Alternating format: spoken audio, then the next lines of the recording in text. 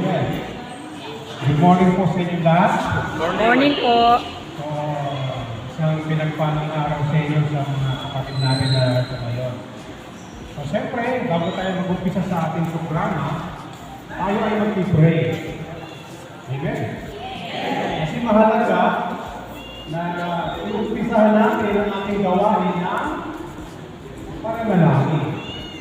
Kasi alam naman natin, si Lord ang nagbibigay sa atin ng gabay, nagbibigay sa atin ng kalakasan para magawa natin yung mga tungkulin na binigay sa atin. Hello? Kaya mahalaga yun. Kanino ba galing yung buhay natin? Galing sa Panginoon. Yung lakas natin, galing sa Panginoon. Di ba? So, wala tayong pagmamayari dito sa lupa. Lahat ng bagay ay pinagkatiwala natin sa ating Panginoon. Maging yung ating buhay, dapat ipagkatiwala natin sa ating Panginoon. Sino alam niya ba kung kailan siya mamamatay? Hindi natin alam kung kailan tayo mamamatay. Di ba? Siyempre, gusto natin, pag namatay tayo, diretso tayo sa langit. Anong gagawin natin para tayo ay makapunta sa langit? Di ba? Sabi nila, kailangan mong sundin yung utos ng Diyos. Ano ba yung utos ng Diyos? Huwag kang papatay. Huwag kang magsisinungaling. Huwag kang mangangalunya. Di ba? Huwag kang... Di ba? So, yun yung mga utos na binigay sa atin ng Panginoon. Pero yung 10 utos na binigay sa atin ng Panginoon, ginawa na lang yung dalawang utos. Ang tawag doon is the greatest commandment. Ano yung dalawang utos na yon? Ibigin mo ang Diyos ng buong puso, buong lakas, buong kaluluwa, at buong pag-iisip. At ano yung pangalawang utos? Ibigin mo ang iyong kapwa. Mahal niyo ba yung katabi niyo? Di ba? Ibigin mo ang iyong kapwa gaya ng pagmamahal mo sa iyong sarili. Ang sabi ng Panginoon, pag ginawa natin yon, tayo ay makakaroon ng buhay. Isang buhay na ganap at kasiyasiya. Hello? So, ang kaligtasan natin, hindi lang ito sa paggawa ng mabuti. Kasi sabi nila, para mapunta ka sa langit, kailangan maging mabait ka. Kailangan maging masunurin ka. Tama yun. Pero ang unang-una natin gagawin ay magkaroon tayo ng relasyon sa ating Panginoon. Sabihin natin relasyon. Relasyon. Hindi relihiyon. Kasi wala namang relihiyon ang makapagliligtas. Hello? Meron bang relihiyon na napako sa krus? Wala. Sino ang napako sa krus? Si Jesus. Kaya kailangan natin tanggapin si Jesus. Kaya wala akong relihiyon dinadala sa inyo. Ang dinadala ko sa inyo ay relasyon sa ating Panginoon. Amen. Gaya na lang ang pag-ibig ng Diyos sa sanlibutan. Sa bawat sa atin, ibinigay niya ang kanyang bugtong na anak. Sino yon? Si Jesus. Upang ang sino man sumampalataya, upang ang sino man maniwala, manalig sa Panginoon, ay magkakaroon ng kaligtasan at buhay na walang hanggan. So, ibig sabihin, hindi relihiyon, kundi relasyon. Hello? Kaya wala akong dinadala relihiyon sa inyo. Lahat tayo dito Katoliko. Hello? Di ba? Pangkahalatan kasi yun eh. Bakit ka tinawag na Kristiyano? Di ba? Sapagkat si Kristo ang manananahan sa iyo. Hello? Ang lahat na nagpag-isa kay Kristo ay isa ng bagong nilalang. Ibig sabihin, pag tinanggap mo si Jesus sa puso mo, magkakaroon ka ng panibagong buhay. Hello? Yung mga masama nating ugali, yung mga masama nating ginagawa, ito'y babaguhin ng Panginoon. Sapagkat ang banal na Espiritu ang sasa atin.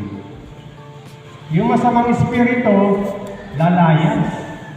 Magkakaroon tayo ng bagong Espiritu. Kaninong Espiritu? Espiritu Santo. Kailangan natin yun. Hindi tayo pupunta sa langit kung hindi tayo magkakaroon ng bagong Espiritu. Kasi nung nagkasala si Eva at Adan, ang kasalanan nila ay namana natin. Namana. Nagkaroon tayo ng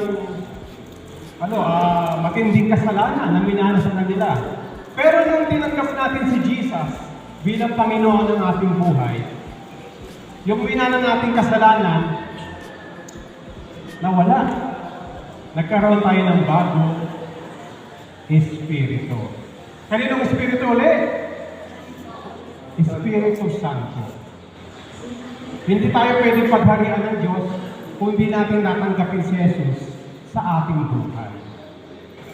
Sabi nga ng Biblia, ang lahat ng nanalig at sumampalataya sa Panginoon ay binigyang karapatan maging anak ng Diyos. Hello? Lahat ng tao nilikha ng Diyos. Naniniwala ba kayo doon? Lahat tayo. Pero hindi lahat anak ng Diyos. Paano tayo magiging anak ng Diyos? Ang lahat ng tumanggap at nanalig sa Panginoon Jesus ay binigyan karapatang maging anak ng Diyos. Hello? Kaya magiging anak lang tayo ng Diyos kung si Kristo ang paghaharian natin sa ating buhay. Diba? Kaya nga tayo may Pasko, diba? Ipinadala niya ang ating tagapagligtas na si Jesu Kristo para tayo ay matubos at malinis sa ating mga kasalanan. Hello? Handa ba natin tanggapin si Jesus sa ating buhay bilang Panginoon at sarili tagapagligtas? Ibig sabihin, hindi mo lang siya tagapagligtas, kailangan siya yung Panginoon mo. Ano ibig sabihin ng Panginoon? Ibig sabihin nun, si Jesus na ang naghahari sa buhay natin. Hindi na tayo. Amen. So, ang gagawin natin, mag-pray tayo sa oras natin. Sige tayo ako, sabihin natin, Panginoon Jesus, naniniwala po ako na ikaw ay namatay sa krus para sa akin. Sa oras na ito, tinatanggap kita bilang Panginoon at tagapagligtas ng aking buhay. Salamat po sa biyaya, sa kaligtasan na binigay mo para sa akin. At sa pamamagitan ng dugo ni Jesus, ako ay tinubos mula sa kamay ng diablo. Sa pamamagitan ng dugo ni Jesus, ako ay pinatawad sa aking mga kasalanan. Ang dugo ni Jesus na anak ng Diyos ay patuloy akong nililinis sa aking mga kasalanan. Sa pamamagitan ng dugo ni Jesus, ako ay binalan, hiniwalay para sa Diyos. Ang aking katawan ay templo ng banal na Espiritu. Kinubos, nilinis ng dugo ni Jesus.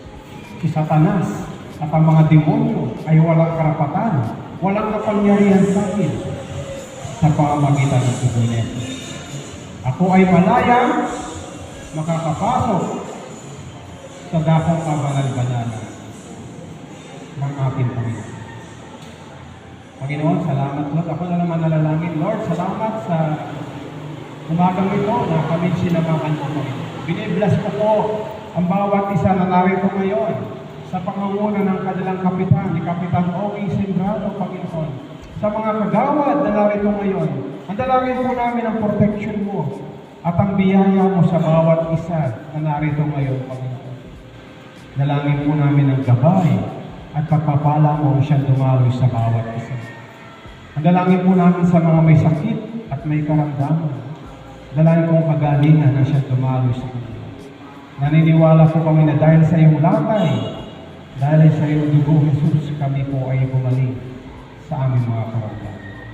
Pagpalain mo po ang bawat isa na narito ngayon. Samahan mo po kami sa aming gagawin, sa aming trabaho, Panginoon. At malugod ka sa aming mga buhay. Binibless ko po ang pamilya ng bawat isa na narito ngayon. Nawa ang kapayapaan, pagpapala at ang biyaya ang siyang dumaloy sa bawat isa na narito ngayon. Muli, pinupuri ka namin, pinapasalamatan. Ito po ang aming panalangin sa pangalan ni Jesus. Ang lahat ay magsabi na, Amen. Maraming salamat po.